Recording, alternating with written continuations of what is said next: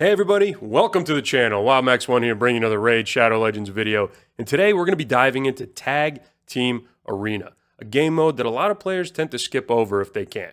But in today's video, I'll be showing you why it's worth it, how you can progress through it effectively as an early, mid, and late game player. I'll be showing you how to build teams for Tag Team Arena. And finally, I'll be showing you a showcase using my teams. Let's get into it.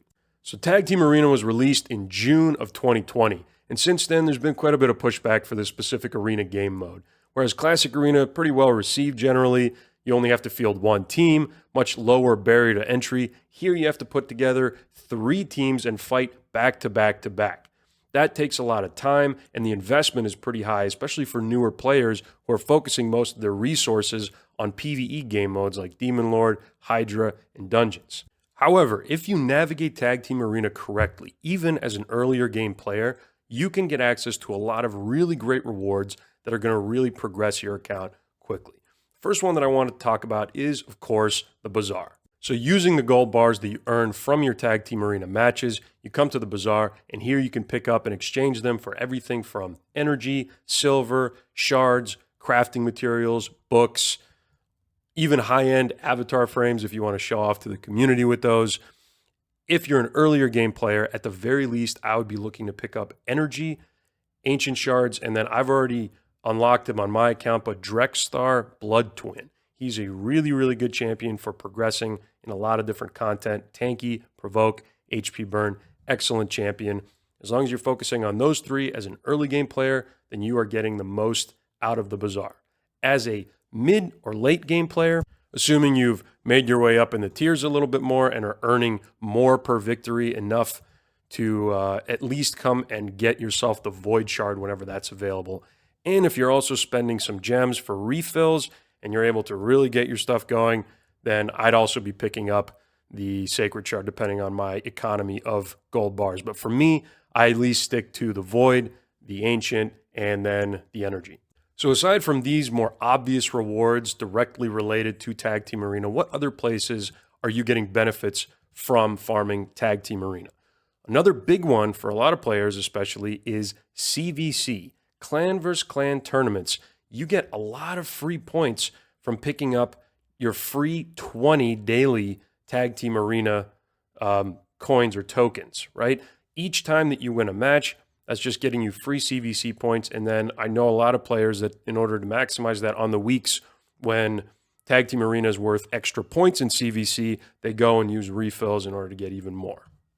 Whenever Tag Team Arena tournaments are active, of course, by regularly farming this, you'll be getting all of those free rewards. And finally, the big one, of course, is the missions for Ramantu, the Void legendary from the Lizardman faction. He is really good. He's got a buff strip. He has all these debuffs on his A2. He can be built for damage. He can be built as a disruption support. He is really a great champion, and this is the only way to get him.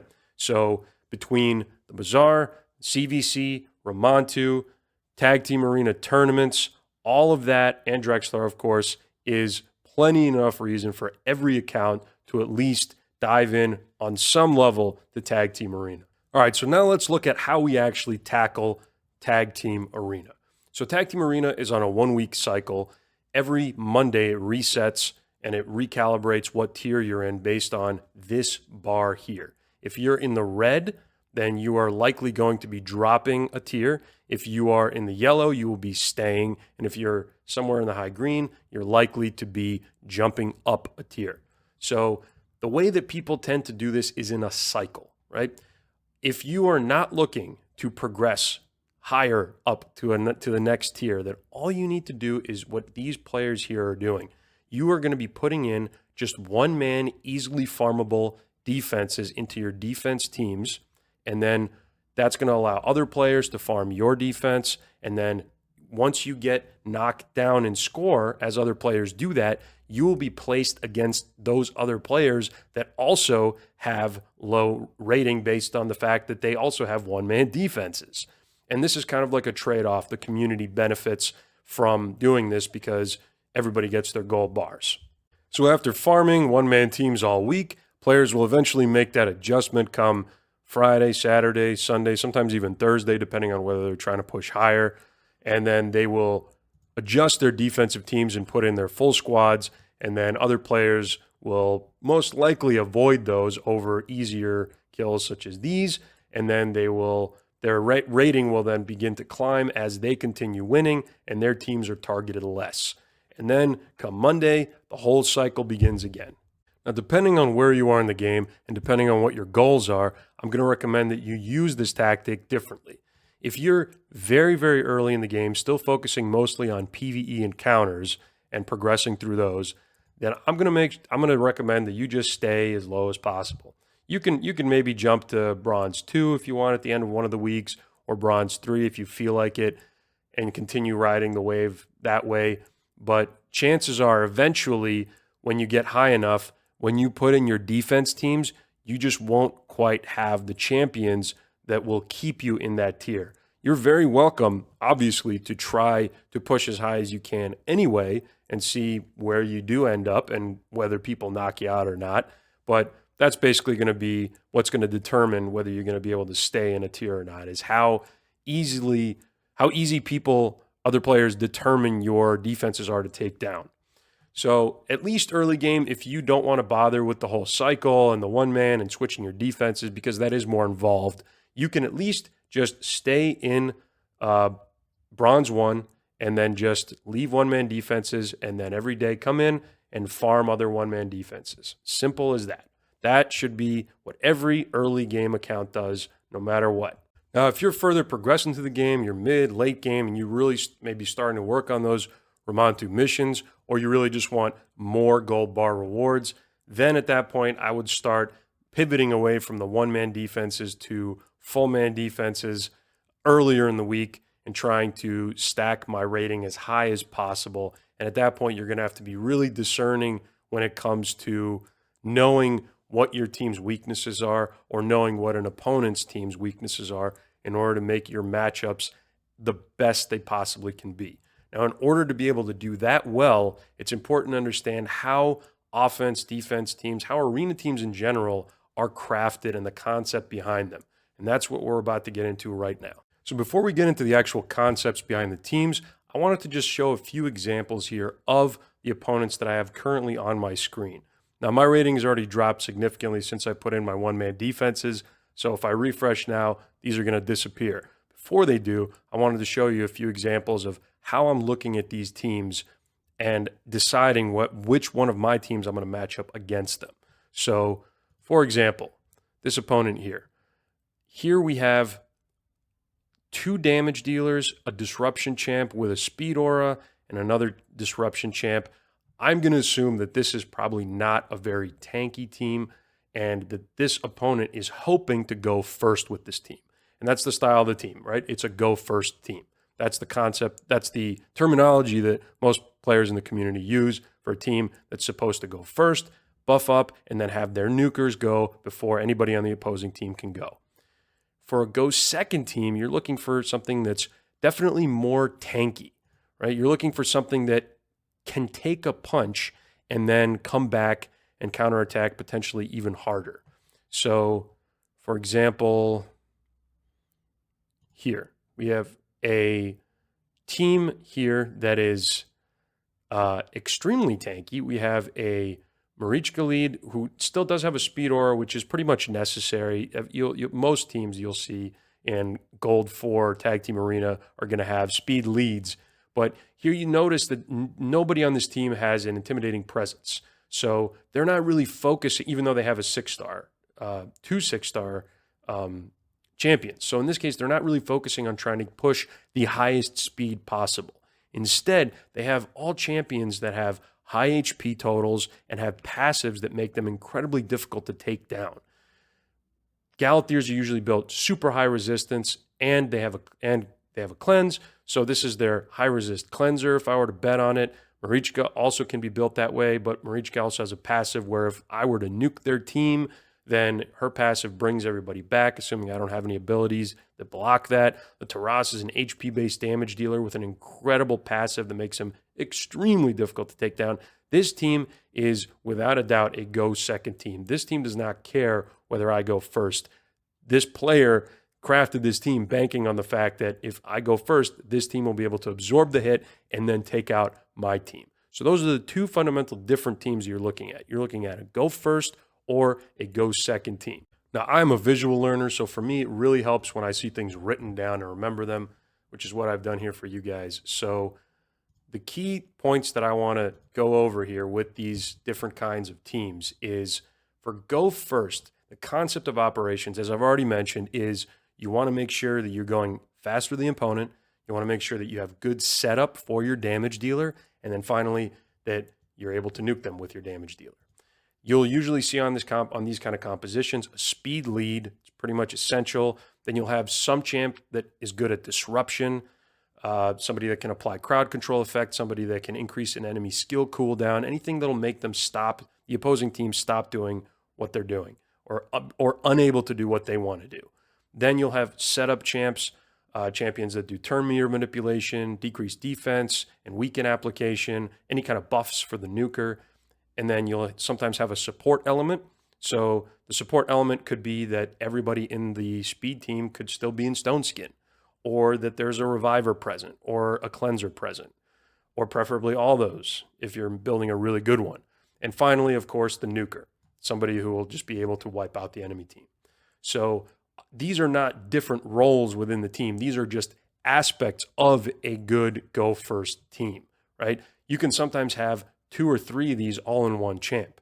For example, an Armanz is such a great go first, or just any PvP, any arena-based team, because he applies turn meter manipulation in that he steals it from the opposing team. He applies a stun and a sheep. That's a form of crowd control or disruption. And he also has one of the best arena speed lead auras. So he has all of that going for him. He's got setup, disruption, and a speed lead. Then you have other champions like Arbiter, for example, that have increased turn meter manipulation, so they increase your team's turn meter.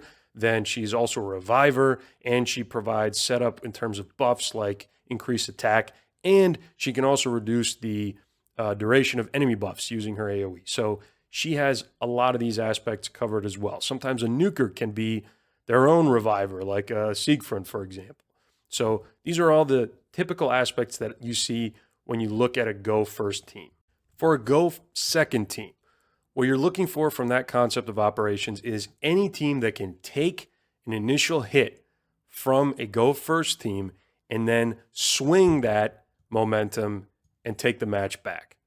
Or it can also be just an incredibly tanky team that can just outlast opponents. It's just impossible to take down. Most of the ones you see in really high-end live arena are the ones that can take a punch and then swing and change that momentum. Typical aspects of a go second team that you'll see is champions in Stone Skin or bolster gear, sometimes 1 or 2 turn Stone Skin. There will be a lot of damage mitigation passives present. So champions like Harima or Duchess or Pythion or UDK or Ursaga, or even Vogoth, whoever it might be that, Duchess prevents damage from AoE. Pythion is just passive damage mitigation. UDK prevents single target hits on your team while he's alive. All things like that are going to be things that you'll see present on a go second team. Then you'll see mechanics that discourage nuking. What do I mean by that? So new champion that came out last year or earlier this year maybe, was the Void Dwarf Arnorn. Now he has a passive where if you think you've nuked him or fatal hit, he comes back with 1 HP, puts a Stone Skin on himself, and then does an incredibly hard hit on the opposing team, potentially killing everybody. That is something that would discourage me from using my nuker if I knew that Arnorn's passive was going to get triggered. Another one is Nice or Siegfried, right? If you get them to trigger and change forms, they're even more terrifying. And then, of course, there's the Taras-Marichka combination where if Marichka gets hit, Taras is counterattacking with that A2, probably killing whoever took a hit at Marichka, right? These are all things that discourage you from just going all out on a team. And then there's mechanics that can discourage buffing. So we have champs like Tormin, who can freeze the opponents if they start buffing up a lot. Or Volcanos, who just cooks the opposing team and can pretty much kill them if they just put up enough buffs. Or champions like Queen of Hearts, who can actually cut in and potentially fully disrupt the Go First team, assuming that there are buffers. And most Go First teams do have buffers. Even most of the best turn meter manipulators have buffs. Arbais, Arbiter, Sifi, any one of them can trigger and can, if you see a Torment, a Volcanos, or a Queen of Hearts on the opposing team, that's enough to make you think twice. So go first or go second. Usually you can be able to identify that when you look at teams in Tag Team Arena.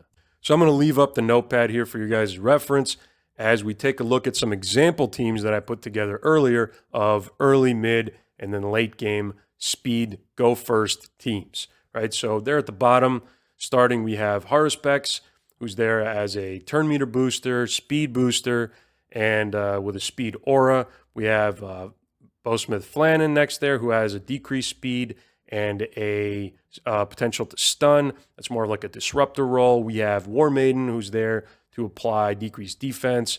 Obviously a setup or support for our nuker, who is Kale. It's a very early game team, very early game friendly. Next team up, obviously something you could probably pick up as you get closer to mid-game. You start pulling some shards. You've got your epics together. So we got Deacon in the front. He's applying both a speed up for your team and a decrease for the opposing team. Great turn meter manipulation. He's got the AoE decreased defense. Next up, we have Ugo, who's there as a cleanser, healer, and also as a secondary decreased defense champ for anybody that Deacon might have weak hit. Also applying block buffs, which is a form of disruption. Then we have Old Hermit Yorg, who provides more increased turn meter and increased attack, all to set up Zargala, who's our nuker. As you keep going, you're probably in the mid-game at this point. Once you've gotten your Arbiter, you picked up your Syl. So there you see Arbiter speed lead. We already talked about all the great benefits she's bringing to a speed lead team, probably the quintessential speed lead for a lot of speed teams. We have Syl providing some disruption with her AoE stuns. We have Stagnite there setting up our Magnar to AoE nuke everybody down. And finally, we have a later game team. Arbiter's still the speed lead, but we see Mithrala and Lydia have been unlocked from Hydra and from Faction Wars. Mithrala, obviously a fantastic cleanser and disruption champion through her Hex and Petrification. Lydia applying the two crucial damage debuffs in the game in decreased defense and weaken, and then Thor's there to just wipe everybody up. Next, I wanted to go over some of the Go second team examples. Notice I didn't include a really early game, like rare one, just because I don't think it's that effective. I don't think you're looking to be throwing together this kind of a tanky team early on because you're going to be focused more on PvE progression and you're going to be focused more on just farming those one-man teams and having your one-man team be farmed. So you're probably not going to be as concerned super early game with having a team that's going to hold you in a higher tier of Tag Team Arena. But anyway, so here for the early/mid game, we have Tarugi, Vogoth, Tarugi obviously with the reflect damage, ally protection, Vogoth with that annoying healing passive whenever you hit him, Demitha with the block buffs, and Maneater with the unkillable. That's an extremely annoying team right there. Very likely to just make players avoid altogether if you have a bunch of teams built like that. So next team up there, I say mid to late game on it, but that could just as easily be late to end game. That's a really good team. The only reason it wouldn't be in the very top of Tag Team Arena, which is where I'd consider the end game players, is because of Mithrala. I think she falls off a little bit late game because she doesn't bring as much as some of the other disruption go second supports. But anyway, we have Pythion there with AoE Revive and the great passive damage mitigation. We have UDK, pretty much great on every team. Mithrala is still super solid, great cleanser, great shield champion, great for her petrification. And finally, Harima, one of the top tier damage dealers with an amazing passive. And above that, a lot of champs we've already mentioned, but Taras Marichka, one of those discouraging nuking combos there with the Taras A2 defending. Pair that up with a Galathyr and UDK, and you pretty much have one of the most difficult to take down defenses. Great for staying in whatever tier you want in Tag Team Arena. And finally, we're going to be doing a quick Tag Team Arena showcase. I'll be showing you guys right now how I go through to match up my teams against the opponent's teams to figure out where I have the best matchup and the best chance of getting away with a victory and with the most gold bars. So if I'm ever at a point where I could potentially be slipping into a lower tier, or earlier when I was trying to progress to Gold 4, there were definitely times when I would manual this. For the most part, I generally just try to do my best matchup these days and just let it run on auto, minimize, go do something else. And it usually works out pretty well for me. But especially if you're trying to learn a lot of champion mechanics, if you're at that stage in the game, then I definitely recommend taking the time and doing some manual just to see how all the interactions work. All right, so looking at the opponent's teams here, I see that at the top, it looks like their squishiest team. Looks like pretty much a go first team. So I'm going to go ahead and match up my 6-star Intimidating Presence team up against this one and count on the fact that I think that I can knock them out before they can really do anything, and I can outspeed them.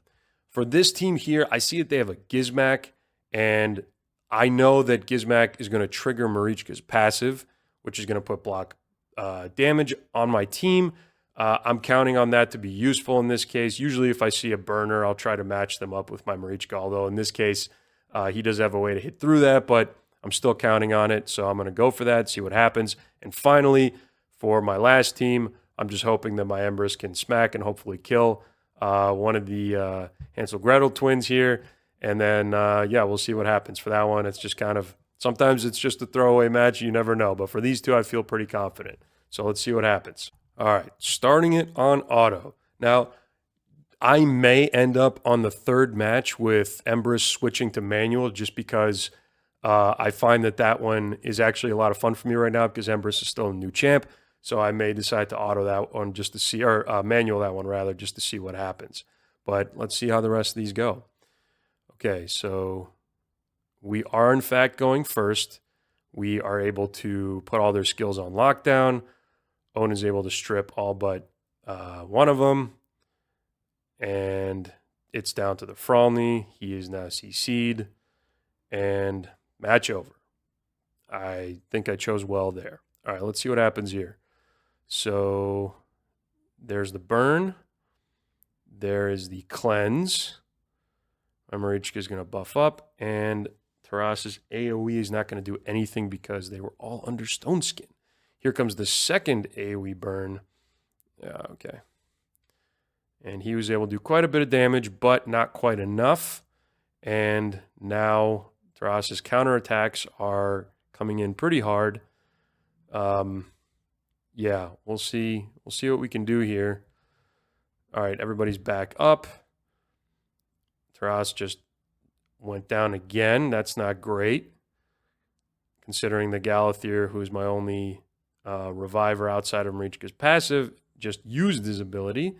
The He-Man may just kind of have his way with the team here. Oh, never mind. Okay, I'm gonna pause this here. I'm gonna try to bring this one back from the brink. Okay, so here we go. All right, I'm going to go ahead and start with a taunt and some heals. Let's see what Lady Mikage can do. There we go. Oh man.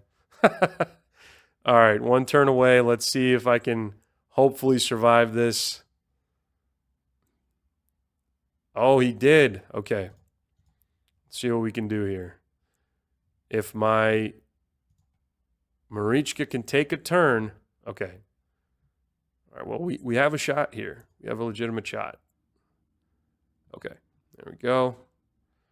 He goes down again because that Freya is actually dealing an incredible amount of damage. All right, let's see. I may just fast forward to the next Galathier revive here. Okay, we're back. It's about to be Galathier's turn here. Let's see what we can do. Hopefully, we're going to be able to get at least a heal on my Taras. If that's the case, then we should probably be able to win this. Okay, never mind, we won. All right, there we go.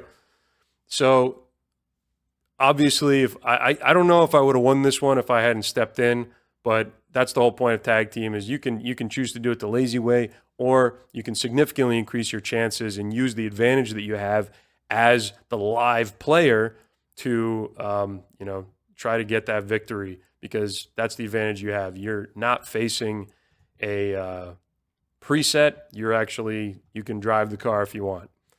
Okay, so here I'm going to buff up with Ancora. I am going to go ahead and try to steal turn meter. All right, I'm going to sheep there. Oh, resisted. Look at that. Okay. Now, I'm going to throw this out there just for fun. Switch, because my Empress is not built for accuracy, it's built for damage. All right, let me see what I can do. There we go, 2 down. Oh, almost able to knock him out. Okay, there we go. That was Empress's passive, the Degenerator passive coming in and taking out the... Okay, here we go. Now I'm going to take him out permanently using that. And the Gretel then came in. All right. If I can get to another... if I can get to one more A1 from my Empress on the Gretel, if she gets revived right now, then we got this one in the bag. Let's see what happens here. I'm about to be able to revive. There comes that revive. Will I be able to? I will. Okay. That's good news. All right. If she takes me out again, though, she sure did.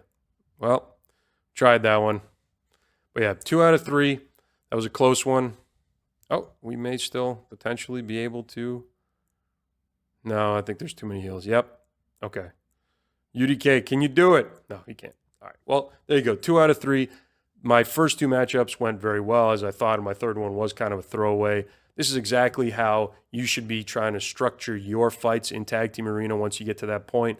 Once you get familiarity with the enemy champs, get familiarity with your own team, know what your win conditions are, know what your loss conditions are, and then you'll be able to make much better choices, and it's going to be much easier for you to climb later down the line. And there you have it, everybody, the Tag Team Arena Guide. Hopefully now you won't be skipping out on the rewards and you'll be progressing your account as quickly as possible. If you found today's guide helpful, please let me know down in the comments below. Like and subscribe if you haven't already. Thank you for watching the video.